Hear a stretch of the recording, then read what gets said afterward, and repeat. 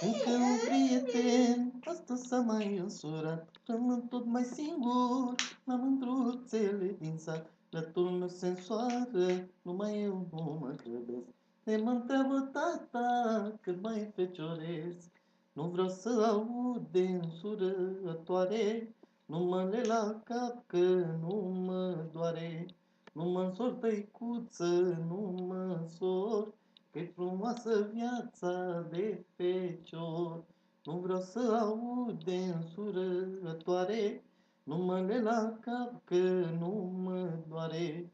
Nu mă însor, tăicuță, nu mă însor, că-i frumoasă viața de fecior. Azi ridic de paharul pentru prietenul meu, care se însoară și o să-mi fie mult mai greu, cu atâtea mândre ce rămân în piept cu dor. Să mă descurc singur cât mai stau fecior. Nu vreau să aud de însurătoare, nu mă le la cap că nu mă doare.